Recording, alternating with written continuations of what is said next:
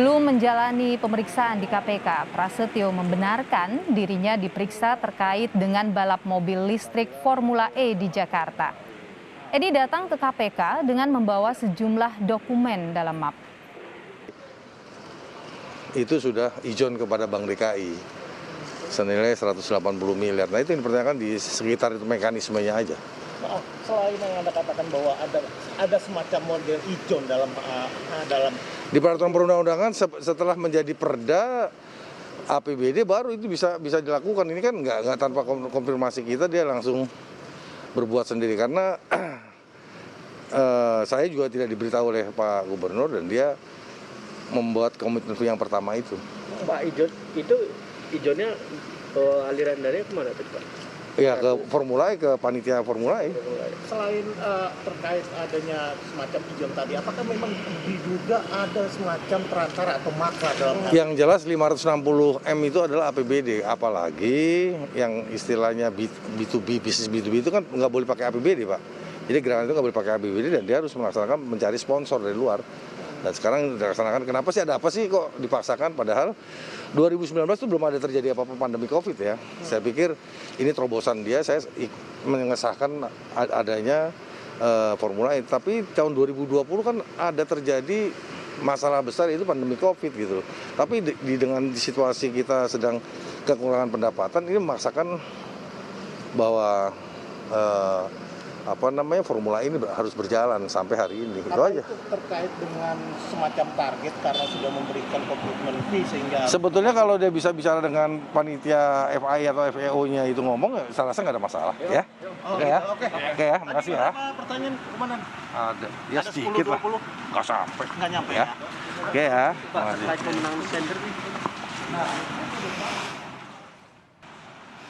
Terkait masalah komitmen fee yang dibayarkan oleh pemerintah Provinsi DKI Jakarta sebesar 560 miliar rupiah kepada pihak penyelenggara dari ajang balap mobil listrik yaitu FEO yang akan berlangsung nanti pada Juni 2022 mendatang. Itulah kemudian hasil pemeriksaan yang dilakukan terhadap Ketua DPRD DKI Jakarta setidaknya kurang lebih selama 7 jam oleh penyidik KPK pada hari ini, Niluh dan juga saudara. Dan memang tadi juga disampaikan juga sebenarnya kenapa pembayaran atau komitmen fee ini dilakukan di tahun 2019 atau terkesan terburu-buru seperti itu yang disampaikan oleh Ketua DPRD DKI Jakarta yaitu Prasetyo Edy. Padahal belum ada pandemi COVID-19 dan yang menjadi persoalan sebenarnya adalah terkait masalah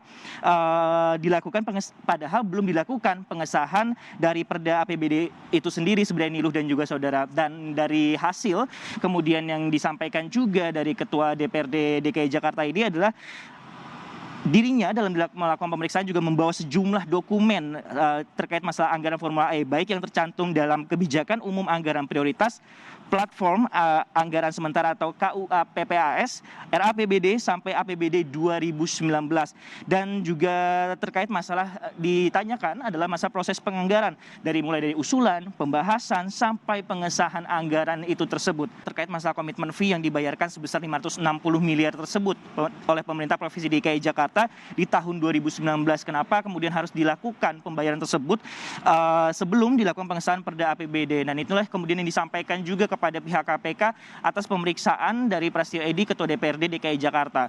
Dan pihak KPK pun juga sebelumnya telah memanggil sejumlah anggota dari DPRD DKI Jakarta, mulai dari Wakil Ketua Komisi E DPRD DKI Jakarta hingga juga Ketua Komisi E DPRD DKI Jakarta. Dan hal yang kemudian ditanyakan atau diperiksa atau didalami oleh pihak dari penyidik KPK adalah terkait masalah komitmen fee yang sebesar 560 miliar itu, Niluh dan juga saudara.